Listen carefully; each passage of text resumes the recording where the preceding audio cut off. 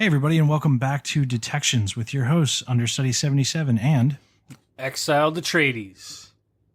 wonderful to have everybody back again tonight as I continue to procrastinate for the conference talk that I will have given by the time you listen to this. That is not done yet.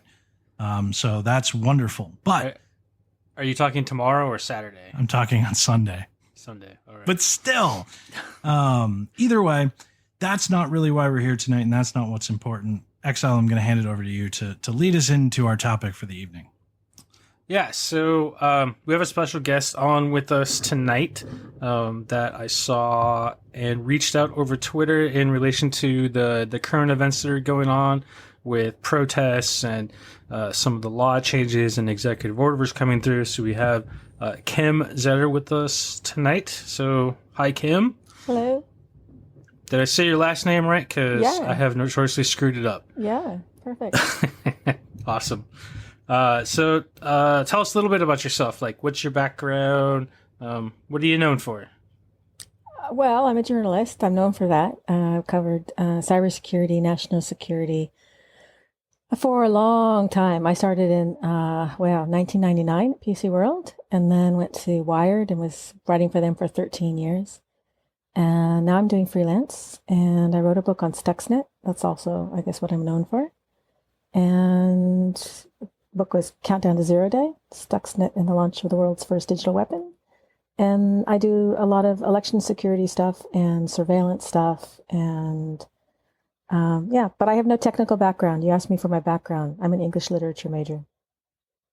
Hey, I appreciate English literature majors. Working in SOCs and with a lot of technical people, that is a skill that I've seen lacking a lot. So. That's true. I just want to say, I also think, and this is important for this show anyway, I think you're the first guest to have their own Wikipedia page.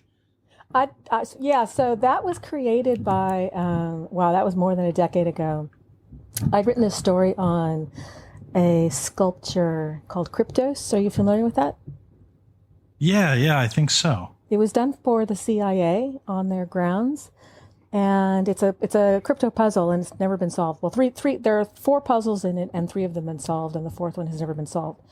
And there's this woman, Ilanka Dunin, who is like a crazy puzzle master. She's written a book on it, and she sort of leads this group on Kryptos. And so I'd written this story. I can't remember what the date was. This lengthy piece about it, and so she decided for some reason to create a Wikipedia page on me. And the problem is that it's never really been updated since. Actually, I think that some people have added a couple of things since, but it's got a lot of errors in it. And every time I go to speak at a conference, I will give them, they ask me for a bio, and I give them the bio, that's the correct bio, and they inevitably lose it, and they resort to this incorrect bio that they've cobbled together from the Wikipedia page. No. So yeah, I have a Wikipedia page, but it's not really worth anything. That's fair, but it's still really cool. I suppose, yeah. At least I think it's really cool, especially because somebody else wrote it. Like, I could go write myself a Wikipedia page, but like that wouldn't really be that cool. I don't think you're supposed to. I think that they ban you. They don't want people writing things on themselves. That's the problem, that I can't go in and change it, correct it, because I'm not, technically, that's true. The rules are that you're not supposed to be doing your own page. So I should have someone else at least fix the errors. And add the books and all that, and add the book and everything too, yeah, right? I don't think the book is in there. Yeah. Yeah, it's very out of date. I'm familiar with that book, actually. Familiar? You didn't read it? No, I didn't. I'm awful. I know. I am familiar. Specifically, like, just when Stuxnet was going on, like, everything about it was so interesting to me. But God, that feels like so long ago. It does. It does. But I wrote actually a story last year so the book came out in 2014. So Stuxnet was discovered June 2010. The book came out in November 2014. And last year, I was so thrilled about this. I got an update to a mystery that hadn't been solved in the book. We never really knew how Stuxnet got onto. Well, I don't know if I should go into the story. I didn't mean to interrupt you. No, absolutely. Go into this. Like, I'm sitting, I'm hanging on here. I haven't touched that book since 2014 when I was doing detection work for a utility. So very relevant. Oh yeah. We never really knew how Stuxnet, the first version of Stuxnet, got into the Natanz facility in Iran. We knew how there was the initial version that got unleashed in around 2007, late 2007. And then subsequent versions got unleashed in 2009 and 2010. And we know how the versions in 2009 and 2010 got released. It was contractors who were working inside the Natanz facility were infected outside the facility. And then, of course, they brought it in on their laptops, but they infected all of their other customers as well. But the first version of Stuxnet only had one way of spreading, and that was via a USB stick, because these were air-gapped systems. And I speculated in the book that it had to have been an insider. Either someone willingly took it in, a mole, or, they infected someone that they knew was already inside and they carried it in unwittingly. So because it only had this one way of spreading, it had to be someone who had direct contact with those computers. So that was just speculation that it was some kind of mole. And then the story that I wrote last year was confirming that it was actually a Dutch mole. The Mossad, the Israeli Mossad intelligence agency, and the CIA needed an insider in that facility, and they went to the Dutch intelligence because they knew that they had a mole or moles in Iran, and that mole agreed to set up the way that he got in was Natan's facility was still kind of under construction then, and he set up 2 front companies to do business inside Natanz. And one of them failed. I think it's because the Iranians were kind of suspicious. And so that one didn't get a contract. But the second one may have had help from an Israeli mole to sort of maybe vouch for him. And so he was able to get inside Natanz. He was actually he's an engineer, computer engineer, but he positioned himself as a mechanical engineer. And so he went in as a mechanical engineer and was able to drop the malware onto the systems. And also he obtained some intelligence, collected some intelligence and fed it back to the NSA and the Israelis so that they could actually tweak it. Because this was a precision weapon, and you needed to know the very precise configuration of the centrifuges at Natanz. You needed to know what was all the equipment there. And Stuxnet is extremely targeted, and it will only unleash its payload on a very, very specific configuration. And that configuration is actually buried in a file in the programmable logic controllers that Stuxnet targeted. So the theory is that he got in there with the USB stick, put this malware on there, collected that file that had all of the configuration data, fed it back to the NSA and Israel. They were able to tweak it to make it very precision weapon. And then he was able to introduce the weapon into the system. Oh, that's so incredibly fascinating. Yeah. And I say that, so one of the things that I find about working in the cybersecurity industry, right? And even with this, like most threats tend to be the bottom of the barrel people. Like it tends to be your very low level actors. Like those are the ones that you catch. Those are the ones that most companies see. Those are the most common things. So you almost can get this disillusion about the stuff that happens out there. So like, it's so fascinating to talk about it. Yeah, I mean, imagine all the things that we don't hear about that are so. I mean, when I first started researching the book, I was convinced that this was not the first one, the first sort of digital weapon. I thought, well, okay, this is just the first we're discovering. This is really sophisticated. The U.S. must have been at this for a long time, and a lot of other countries too. And then when I finished the book, I came to the conclusion that it actually was the first one, at least from the U.S. So I don't know what other countries were doing that we haven't discovered, but at least from the U.S., it was the first. Because it was just so difficult legally to get approval for something like this because of the potential repercussions. And no, everyone was very nervous about that. Feels like it's skyrocketed a little bit since then. Oh, totally. I mean, Stuxnet really opened the door. It showed everyone what was possible. Oh, 100%. And so really interesting question is you talk about researching the book and stuff. I'm actually very curious for an opinion, and this isn't something that we talked about at all, but I'm still really curious. You mentioned that you don't have a technical background. Like, what is it like to basically live in this world without the technical background?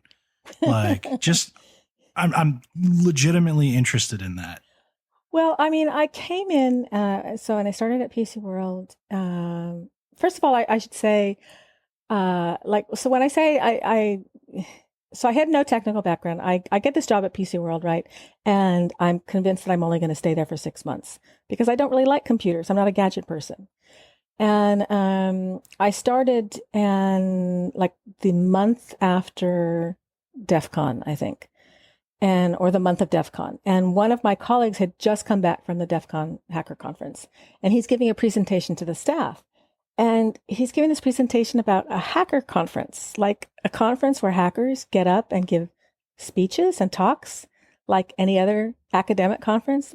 So I was really fascinated by that. And I asked him to take me with him the subsequent year. And he did. And I was floored. I was just, I was amazed, first of all, that something like this exists. I was amazed at how smart people were. And, also really well-rounded. Everyone was, everyone is very seeped in computer security, but everyone has all of these other interests as well. And philosophy and astronomy and music and other sciences. And so that really pulled me in, that these were just really fascinating people. So, when you ask me like how it is being in this technical world, it's a really rich world that, the technology is, the main thing, but the people in it aren't,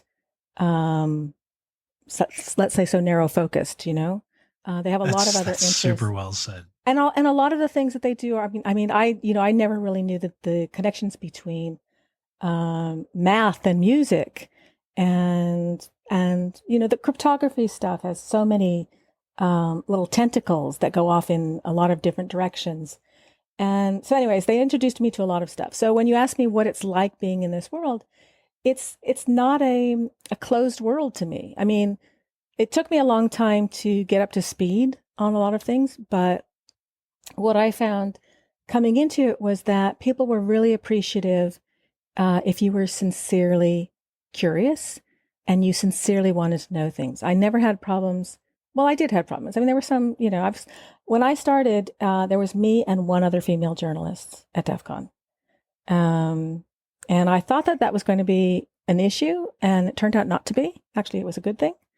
And people were just really welcoming and friendly. And I just realized that if I was curious, which I was, honestly, then people were happy to talk. And people were also really patient to explain things to me until I understood them. And I think it's very much the hacker thing, right? Like it doesn't extend just to technology. It's about all of the different things. It's about how can I mod this or make this work the way I want it to. It doesn't just revolve around technology. Yes, right. It's a mindset. Yeah. A curiosity about everything. How does it work? It's really well said. And no offense meant by the question either. Just, I'm always very curious because, I do the conferences and stuff. And from some people you hear, I didn't feel very welcomed. Everybody wanted to talk about tech. But from some people you hear, this was the coolest thing in the world. I was very curious. I asked questions. Everybody stopped and explained. So having been involved for so long and specifically covered a lot of the cybersecurity industry for so long, I was just curious about your experience. Well, I think it's changed since my first years at DEF CON. DEF CON was really a small party, very intimate party. And everyone was just very welcoming. It's so huge now. And the industry is, multi-million-dollar industry, and everyone is looking to get their piece of that pie. And so there's that aspect of it that's much stronger than it was then. And there are a lot of people that are in it for the wrong reasons. So they brought that to it. So it's changed a lot. Anything that makes money will change eventually. Yeah. I make the weirdest of correlations, but this happened really quickly. I used to be very involved in the electronic cigarette thing. I had a very successful YouTube show, all kinds of stuff, basically educating people on tobacco or nicotine or tobacco harm reduction. And when it started, because I wasn't in InfoSec at the start, but when it started, it felt like that. It was a small party. It was a bunch of people who cared about each other. And then money gets involved and politics gets involved and different people come in and everybody wants a piece of the pie. And it gets very different feeling. Yeah. Right. Yeah. And you start to feel maybe you almost reminisce about the past times while still trying to do some good in the time that you're in. Yeah. I mean, you're right that it's sort of the natural evolution when something becomes successful or popular. But I mean, the thing about DEF CON though, and the community is that people really break off into their little pockets. That's what's been nice about the villages at DEF CON. Because everyone develops this little specialty interests, with car hacking or the voting machines or crypto, the lockpicking villages and things like that. And so you can still, even in this sort of vast environment, find a small pocket that suits you and develop a sub-community in there. Oh, absolutely. I was lucky enough to get to speak at Blue Team Village at DEF CON last year, which is definitely my place. Mm-hmm. Yeah. But anyway, enough about that. That was an idle curiosity, but Exile, what do you got? No, that was good. Got me thinking too about like some of the connections between the mentality, like you're saying, the mentality of the hacker and even like the mentality of the writer. Since writing is kind of what I do in my free time, that's one of my creative outlets. Did you notice anything like that, Kim? Like any correlation from your profession as a journalist and English background with the mentality of some of the people in the hacking community? Well, I saw your initial observation, of course, that writing skills are kind of lacking in the reports, the threat intelligence reports and things like that, because people have a difficult time translating that from, their very technical world to the non-technical world, customers and things like that. So anyone who can actually write in that world, has the sort of a super skill. But I felt like what I brought to the community, or what I brought to InfoSec, although it wasn't called InfoSec then, was someone would give me these very technical concepts. And because I was coming from an English literature background or just a writing background, my mind works automatically. How do I translate this into a metaphor or something? What is this like in something that's very familiar to me? And that's how my mind always worked, was every time someone said something to me, I think, okay, what's the simple way of saying this? What's a more common way that someone could understand and from this? And so that's what I wasn't really conscious that I was doing it, but it was coming out in my writing. And that's sort of what I became known for, was this ability to take really technical things and translate them into simple language that anyone can understand. My mom says she can understand the Stuxnet book, and the Stuxnet book is pretty technical. She glosses over a lot of the technical stuff, and she still enjoys the story, but it wasn't off-putting to her. And I hear that a lot. So I think that in terms of the writing stuff, there is a way to, marry those two worlds. That was also, not to ramble, but that was one of my goals in writing the Stuxnet book. Was I could have written it as a very kind of dry technical piece, just describing the events that happened. But I really wanted to bring people into this world of security researchers. I'm just sort of in awe of the work that they do. And no one had really explored that field before. And I wanted to introduce the world to this fascinating detective work that security researchers do when you find a piece of malware and you've got to take it apart, or a machine breaks down and you've got to, investigate and figure out what's going on and what's the source of it. And so I decided to tell it like a detective thriller, of them finding this code and, reverse engineering it over a period of 4 months, and slowly figuring out what it was doing, putting the pieces of the puzzle together. So I think that's our whole theme. Sorry? That's our whole theme. Yeah. The detective, being the detective. Yes. Yes. And so anyway, so I think that, we need more of that in InfoSec, that storytelling, so that it becomes more accessible to people who need to understand the threats that are out there and the nature of them. Yeah, I've seen that a lot myself. My brain does a lot of the same thing of doing like metaphors and different ways to try to relate the information. And you even see it with other people like Brené Brown. When she shares her research on how she discovered about guilt and shame, you could do the same thing, just this boring, dry, technical rundown, but she combines it with the storytelling, which makes it engaging to the audience across a wider audience. Yeah. All right. I Well, wish that's more thanks for encouraged. yeah. That's one thing both Understudy and I do with the people that we teach directly is that there's actually a talk that I'm working on about doing investigations for security analysts, all framed around telling a story. Yeah. I've great. even found, I found that even like when it goes up the management chain, like you were saying, the story itself makes it more relatable and understandable for other people. So when we take that highly technical, like investigation, not just breaking down malware, but like doing the initial research into an incident, reframing it in the story, you have less people calling you back into a room because they can understand it the first time because of the story. Oh, yeah. So that's huge.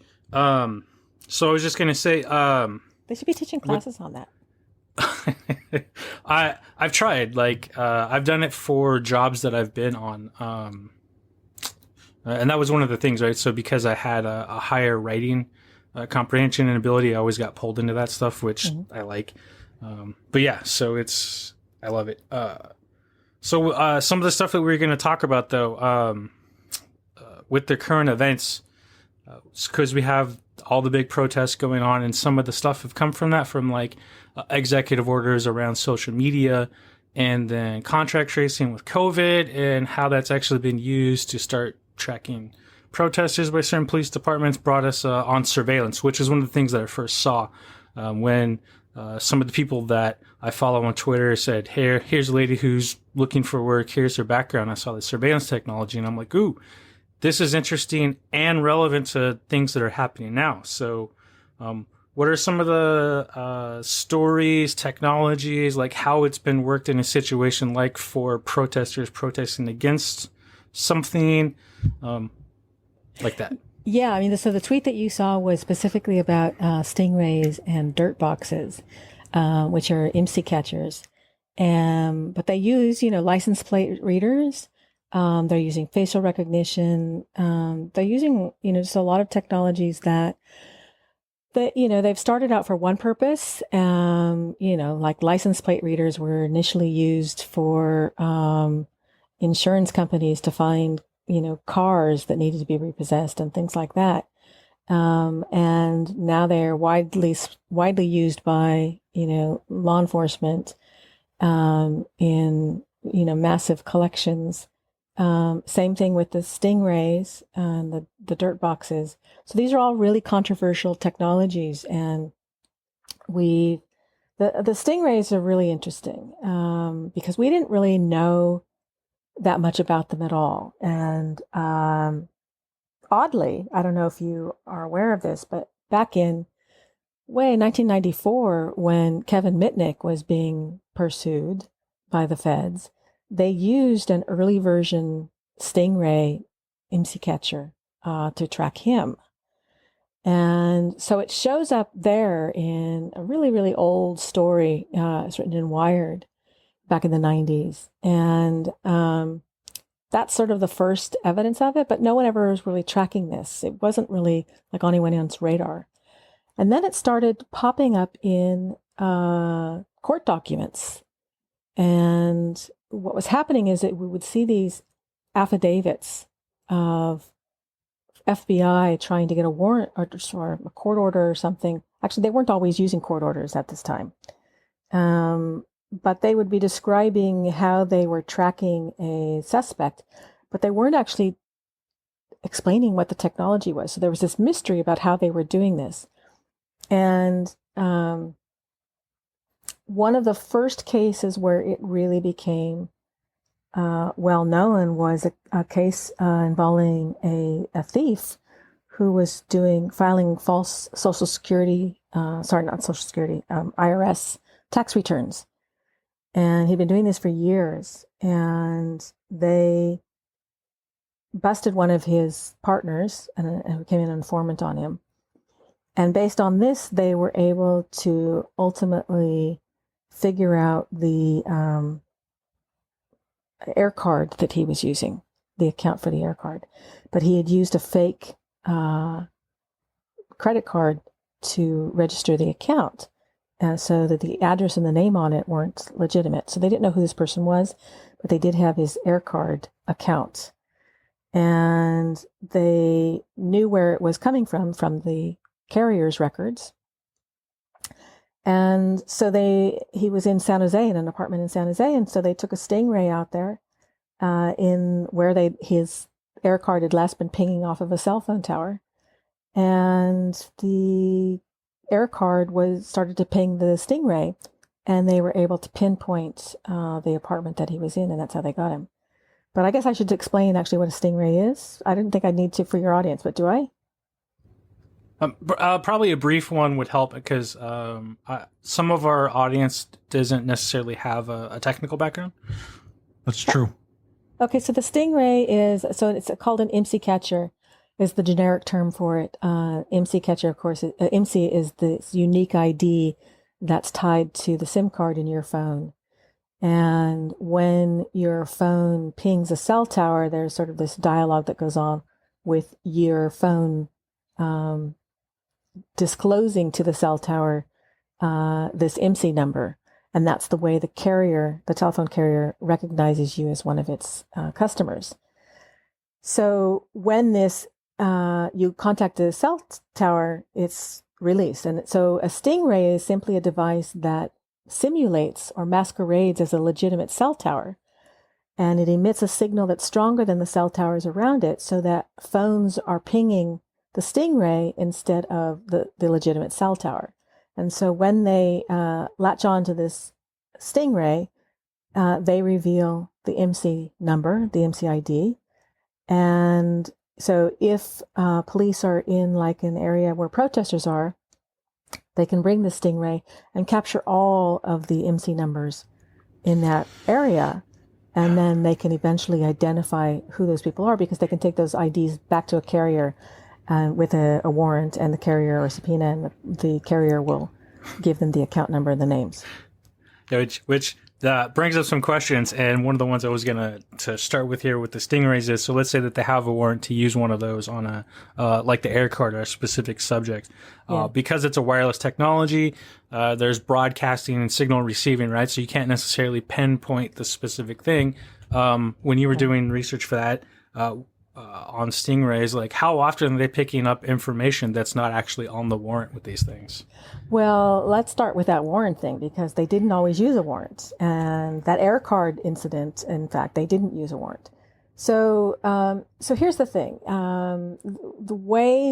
What we have are a sort of a patchwork process in the U.S. where police departments in every state sort of do their own thing unless there's a law that tells them not to. And there was no law about Stingrays because it was a technology that, first of all, we didn't know was being used. It was a secretive technology. So we had even no idea that police were using it. And then once defense attorneys started to become aware that their clients had been captured using this equipment, so then they started to challenge it. And then we started to get more information about these devices. And then we discovered how invasive they could be. And so some police departments were getting a warrant or were getting a court order to use them, but many were not, simply because there was no oversight and no one was demanding that they do that. And so we had all these sort of patchwork states, some doing it, some weren't. And the air card was a really interesting case, because if you're on your phone and you're out in the public and the Stingray is used and your phone connects to the Stingray, and you're outdoors, whatever, that was considered it's kind of considered a little less invasive. But the thief that was using the air card made a convincing argument that he was inside an apartment, inside his private domicile. And this signal that you're talking about that's being emitted from the Stingray was actually penetrating his walls of his private home. And he was saying that he has an expectation of privacy inside his home. It's not like he's out on the street. And therefore, they needed a warrant. And the government conceded that point, that yes, they needed a warrant for that. This was a illegal Fourth Amendment search. And so that sort of set a precedent. That was a really interesting case. So that sort of set a precedent. And then there was a lot of, that became more public. And ultimately, the Justice Department under Eric Holder came out with an internal ruling decision. It's not a law, unfortunately. It was an internal ruling that the Justice Department going forward would require everyone to use a warrant, to obtain a warrant to use these devices. But that's not the end of the problem, though. Is that when the FBI goes before a judge to get a court order, judges aren't technically savvy. They don't know how invasive this technology is. They don't understand that you set out a Stingray on the street and it's collecting data from every phone in its vicinity. So the FBI weren't telling the judges this. They were just going for the court and they were saying, we have this technology that we want to pick up this target's phone and we want to be able to track him. And the judge thinks in their mind, well, that's a very targeted kind of surveillance. Sure. Here's a rubber stamp. Here's your order. Go do it. And they were being very deceptive about actually what this technology does. So that's why we needed more transparency. That's why we really needed it to become more public. So we could figure out actually the invasiveness, the total capabilities of these devices, and start to inform judges and lawmakers about really their capabilities. And that's actually very recent. It's funny because last week, actually, we were talking about something kind of similar, the geofence warrants. Yes. So like getting warrants to hit Google to gather wide ranges of data on anybody in a vicinity, similar to that extent, but probably the same problem, right? Yes. Probably approached very targeted. Well, we hope. But the thing is that we don't really know until we get an inkling. And usually we only get an inkling of how these technologies are being used in court documents. So, you've got a criminal and his defense attorney is trying to get as much discovery from law enforcement as he can on how they conducted their investigation. And so we would start to get these little, trickling out of details.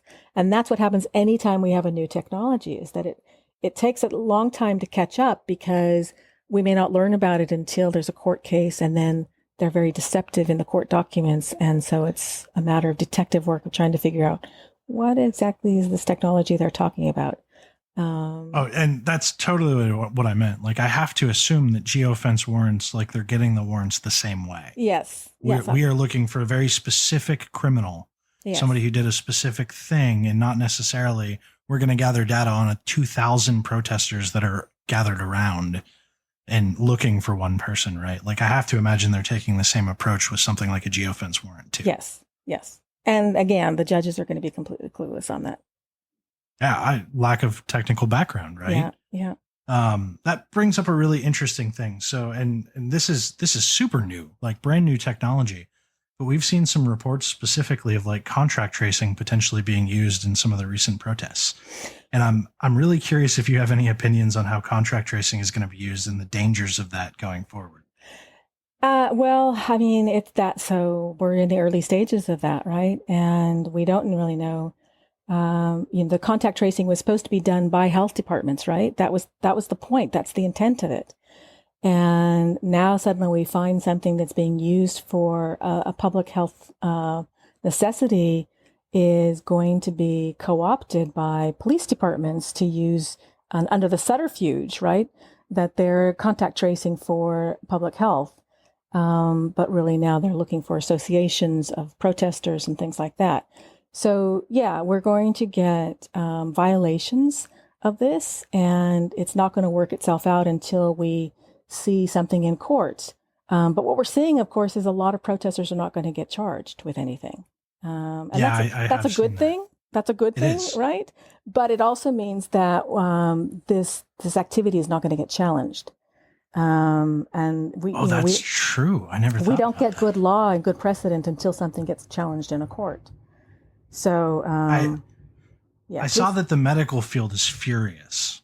They should be about this potentially being co-opted, because they're essentially saying, like, if people do not trust the technology, we can't do the job that the technology is there to do. And if law enforcement co-opts it, people won't trust it. Well, this is like the Red Cross and Saddam Hussein.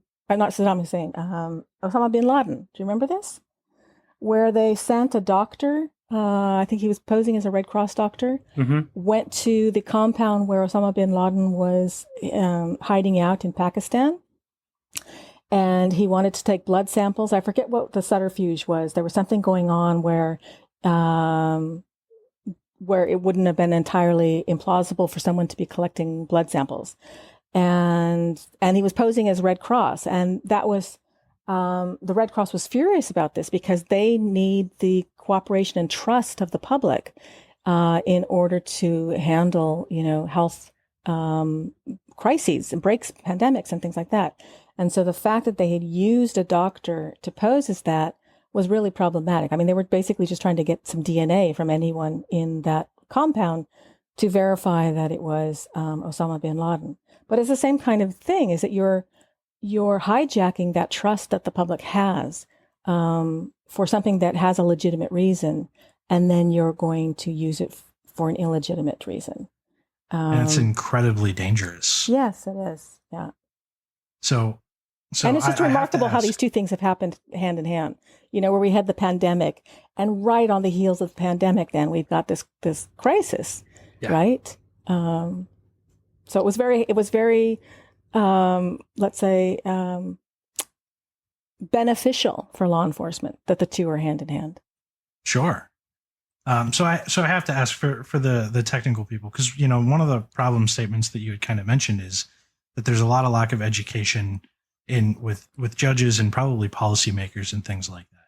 So for those who kind of understand the technology to a certain extent, like how can they help that problem? Like how can they help bring education? Yeah, so this is a great question, because Congress actually has a program for people to come and actually work for Congress. It's like a year's thing. A number of people have done it from Silicon Valley. They're in between jobs, or they take a sabbatical from work. I think it's called Tech Congress. And it's operated by, I'm not going to remember the group. But you apply for it, and they will match you with a lawmaker. And you will be in that lawmaker's office, providing technical or scientific, it's also scientists, providing that expertise to the lawmakers' legislative staff as they are either putting together hearings, and you help with, the kinds of questions that they should ask, or you help them analyze the stuff that they're learning. And then you also help craft bills. And it's a fairly new program. But, someone like Chris Sagoyan, I don't know if you're familiar with him, who had worked for Google and for the ACLU, and he now works for Ron Wyden's office. And Ron Wyden's office has become really well known for now, since Chris joined them, for this technical proficiency. And you see all of these letters coming out of his office and legislation and hearings, and really a high level of technical expertise in the letters and in statements that are coming from Wyden. And that's due to Chris Sagoyan. We're gonna link this too, so that it, people have access to it. Yeah, so there are ways to do this, and to get engaged in policy, and lawmakers do reach out. Like with the electronic voting machines issue, there are a lot of people like Matt Blaze and other computer scientists and computer security experts who have done private one-on-one sessions with lawmakers in their offices to explain the issues for them. And so you can make those relationships. The ShmooCon conference in DC every year does like Shmoo on the Hill, where anybody who wants to can take the first day of the conference, like before the conference starts, and go actually talk about certain policy issues with lawmakers. Yes. Exactly. I mean, that's a perfect actually way to get in. A sort of in an informal way. See if you like that kind of engagement and dialogue, and then maybe apply for Tech Congress if you have a year's time available or something. You also pivoted super duper well into election security, which is a really good topic to talk about too. Well, I didn't intend to get into it so early. I knew that you wanted to get into it at some point, but Matt Blaze was just a perfect example of someone who. This is the perfect time to get into it. Perfect time, especially after we just saw that stuff that went down in Georgia about the voting booths and stuff like that. Yes, the primary this week. Yeah. Where do I start? I mean, I've been covering election security since 2003, and it's improved in many ways and not improved at all. So it's I tell everyone that I thank God for the Russians in 2016, because that's the only way that this really got the attention that it's needed for 2 decades. No one has really cared about the voting machine security until suddenly the Russians are knocking at the door and Donald Trump is or is not colluding with them. Because the last time we had any sort of like election security thing in the news was the hanging Chad incident. 2000. Well, that wasn't. Yeah, and that wasn't even a computer issue. But exactly. No, we did have some stuff in the news subsequently. I don't know if you remember the company Diebold that made paperless voting machines. So they made a lot of headlines because they were just constantly messing up, including the fact that their CEO had held a fundraiser for George Bush. So. Yeah, there were a lot of problems with voting machine companies and their ties to the Republican parties and Republican candidates.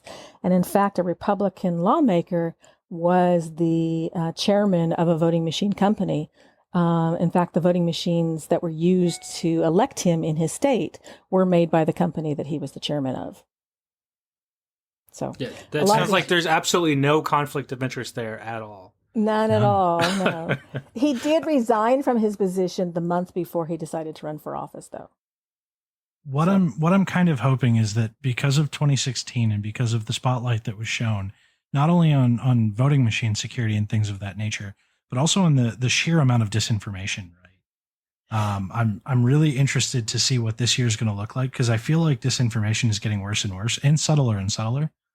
But I'm very interested to see if people are more apt or prone to think about it. Sorry, go ahead. No, I was just going to say, we had the problem with the Russians, but it's become tenfold now because everyone has seen how well it works. And the Chinese have signaled their total willingness to engage in misinformation around the election this year. So, and, the Iranians will pitch in, and really anyone else. So it's going to be a free-for-all probably. It's such an interesting topic too, because it can be so difficult to sort out, right? Yeah. And at this point in society, I feel like most people get their news from like Twitter or Facebook. Yeah. So they don't actually go to, yeah, exactly. There's no gateway. There's no fact checking. There's no nothing. Yeah. It's, I saw this thing, I'm going to share it. I'm not going to look it up. And that's so dangerous for us as a society too. And it's so swift because, your Twitter feed is, scrolling by so fast, and you see something and you click and retweet it, and that's it. So yeah, I mean, it's so swift, and there's no real way to police it. And I don't envy the social media companies. I think that we are setting up an impossible task for them. And the only reason they're complying is because they don't want government stepping in regulating. I mean, that's the threat, right? If you don't do something, we're going to regulate. But really what we're asking them to do is impossible. And so it's really, we talk about security theater in InfoSec. And this is, I guess, disinformation theater, because the social media companies are pretending that they can actually get this under control, but they really can't. It's an incredibly difficult problem. And the only thing that I would say, so I work for like a major media internet company, and the one saving grace of it is we have a whole bunch of very highly technical people who are aware of the issue and really, really want to solve it. Like really, really at least want to do their best to do it. And I've seen that across. Know what company that is? They do. It's Verizon Media. Okay. That's public. I'm public enough for that, but and there's more than just the company that I'm with that does that. it's just such a hard problem. Do you right? think it's solvable? I mean, am I speaking out of turn by saying that, we're giving these companies an impossible task and they're pretending I don't think do so at something all. that they can't really do? Like, speaking honestly and not on behalf of my company, I don't think it's a possible thing. I think a dent can be put in it. And I think we've seen a little bit of that. Like, if we root out a big network, you can remove a couple million accounts and boom, you got a couple million accounts down. It's not an entirely solvable problem, though. It's too hard to spin up a fake identity and start posting. And now, like, since 2016, I feel like actors are getting so smart with it because they're starting to do long-term identities and they're starting to build mild identities that become extreme over time. Right. And that's so much harder to sort out. Right. So I don't disagree that it's almost an impossible job at all. Yeah, it's a little unfair. I mean, unfair and not. I mean, because some of the stuff is just so egregious and there's such inconsistencies. When you see something that obviously should be taken down and it's not, and then you get these false positives that get taken down. And so we joked last week that Twitter had a spokesperson, and this was in the news, that said the reason why they don't remove white nationalist content from Twitter right now or catch it in the filter is because it would take out too many Republican politicians. Yes. I mean, yeah, unfortunately. But the biggest one of all is Trump. And so, Oh God. Yeah. They can't remove the president. They feel like that is overstepping. And of course he's going to fight it. I feel like that's starting to change. No, the fact checking, that was such a weak effort. Oh yeah, it was. But then the Facebook walkout, which is still a little weak, but it's something. It at least proves to me that there are people who care about this issue. Oh, I don't doubt that they're willing that to they stage a care. walkout. I don't doubt that people are losing sleep over this issue inside those companies, trying to figure out how they do this and knowing that it's an impossible task that's put before them. And I'm not saying that they're doing it only because lawmakers are threatening them with regulations. Oh, for sure. They don't. I think that they genuinely do. I mean, these are people. These aren't massive corporations. Let's say, people would say that Zuckerberg is not like as engaged in this as everyone else because he's got his own political conflicts of interest there. But I mean, the people on the ground, the staffers and things like that, they're people like the rest of us, and they're frustrated by how the platform that they've built is being used. And I don't doubt that their heart is in a good place, those individuals. But it's an impossible task. And in some cases, they may not have a CEO who's all really that invested in doing this all out. So, and you can't do something like block the president unless you have a CEO who's all out with you blocking the president. Yes. And they're going to get sued. I mean, the president has a room full of lawyers, and they know that that's what they will be taking on if they do this. So it's really an unsolvable, I think, situation. And I think everyone is basically just waiting out the election and hoping that, the problem gets solved in the election results. But yeah, it is going to be historic this year. Yeah. Like the disinformation, the smear campaigns, the flame and vitriol, it's going to be, I think, a historic year.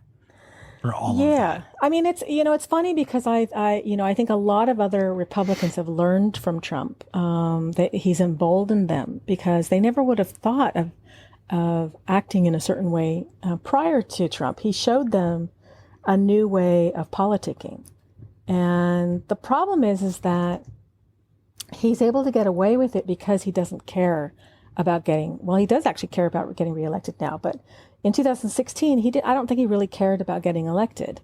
And so it didn't matter to him, what he did. He didn't need to play by the political rules.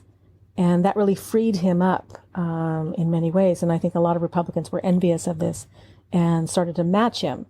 But I don't know that they will be able to get away with the same thing when Trump is ultimately out of office. I think that they're riding the coattails of his bravado and his rule breaking now.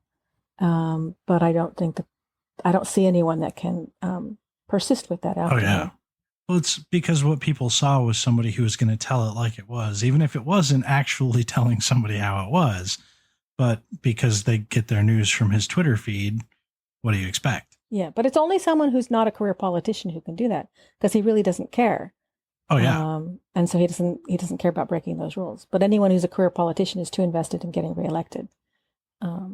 So that becomes the concept of, going through this with disinformation, with voting machines, with all that stuff, disinformation, and pick your poison for this topically. But like, what can people do up front to say, hey, I need to like sort out the truth, the fact from the not fact, or I need to know what's actually going on, or I need to know how to be safe and how to vote safely, or pick your poison across any of those. I mean, I don't know how to tackle the disinformation thing. I mean, I think that I've certainly been fooled myself by some things that have come across Twitter, and I think that they're genuine and legitimate, and turns out they're not. I think that people just need to slow down and be skeptical. And if you see something coming across, start Googling and looking up and see, do you find it somewhere else being said? And do you find it somewhere else being said at a reputable source?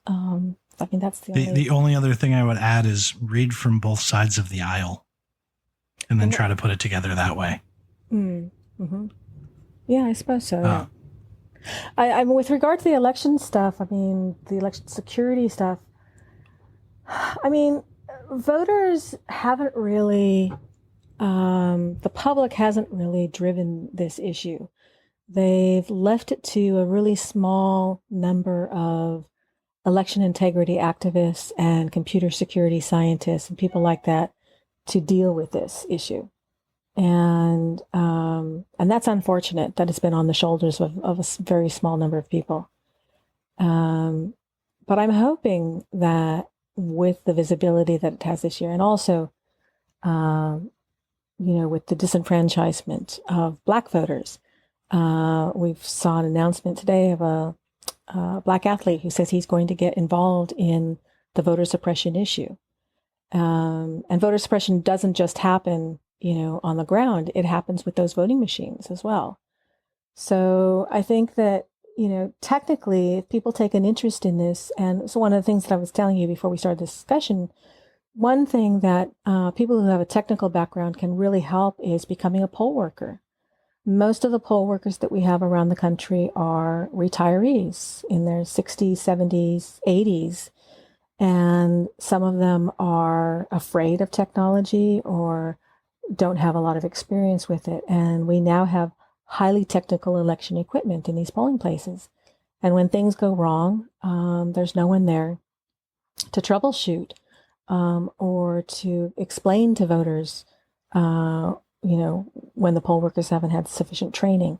So I think one way that people with a technical background can really help this year and in any election is to become a poll worker in your local area, in your county, and learn how the machines work, learn how they're being used, learn some of the controversies behind them, and, contribute something in that way from your knowledge.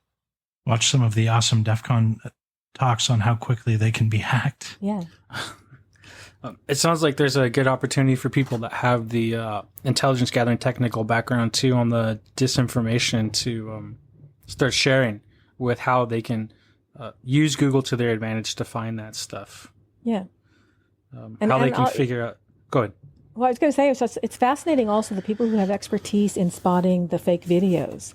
I love this. I love these Twitter feeds where people who have that expertise will grab, a video that's circulating on Twitter, and they'll give you a little tutorial online in their Twitter feed about, okay, this is how you spot this. And I love that. I mean, it's really coming down to people and their individual expertises to educate. And they're right in there, right? They're right in the Twitter feed, so they're right where they need to be. Yeah. So I think that's great.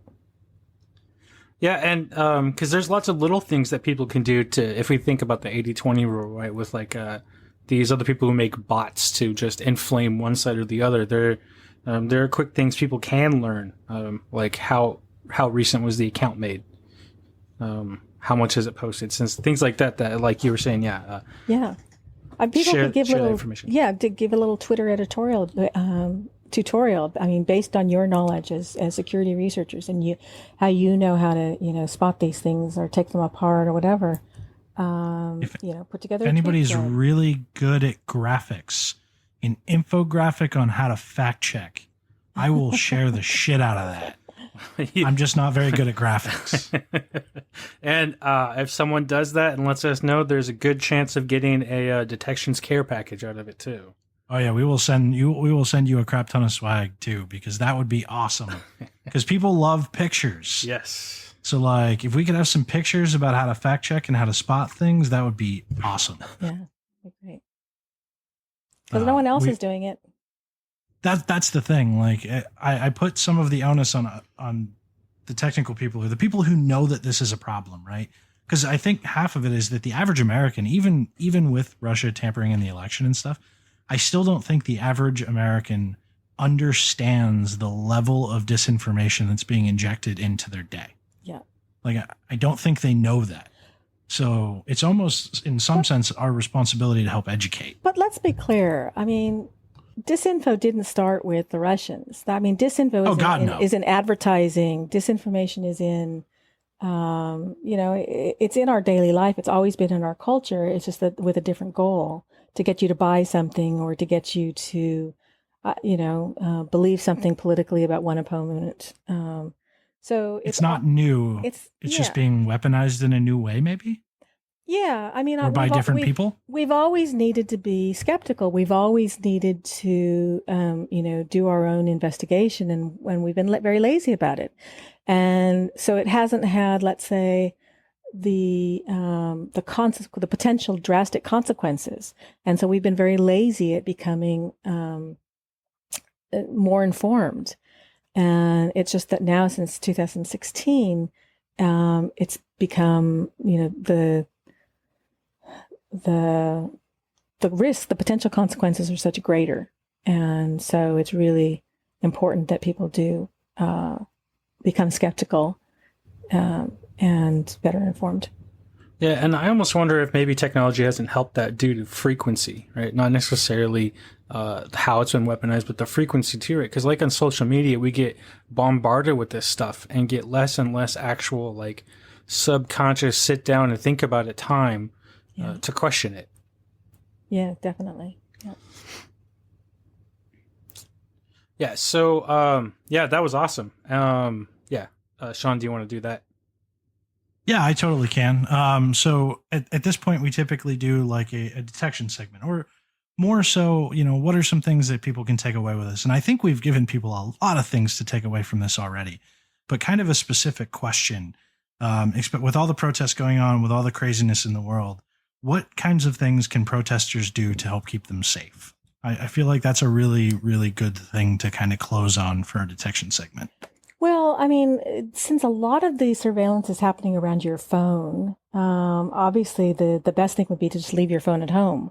But that's not really practical for people who are protesting, because you're organizing with other protesters. You want to see what's happening in real time with the police through Twitter. You want to see the videos. You want your phone there with you to be taking videos.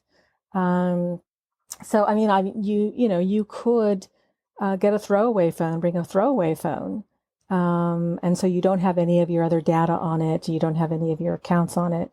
A phone that's really wiped and locked down is probably the best one. But you're still going to want to be looking at your Twitter. You're still want to getting emails. So the majority of people are not going to want to do that.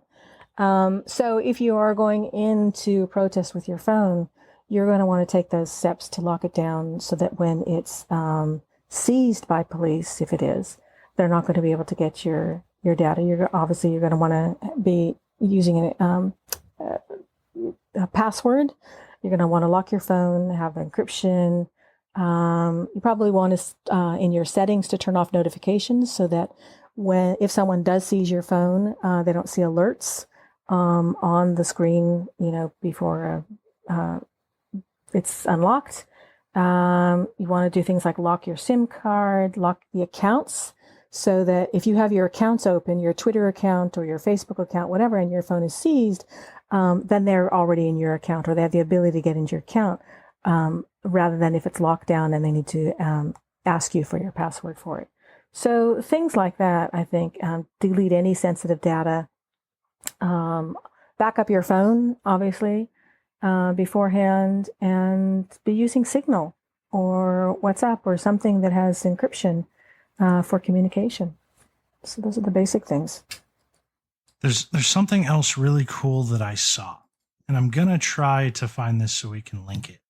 And it's like a Siri shortcut for those people with iPhones. Mm-hmm. If you're out protesting, and I might have just found it.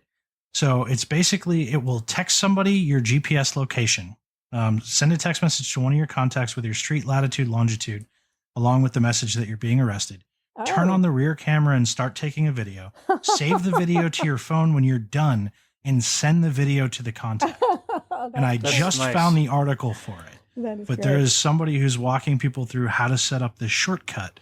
And that could be a really useful thing for you too, because these things happen really fast and you want to let people know where you are and what's going on. And so we're going to link this as well. And if someone could figure out a way to tie that in with the ACLU app where it automatically uploads your video to their cloud storage.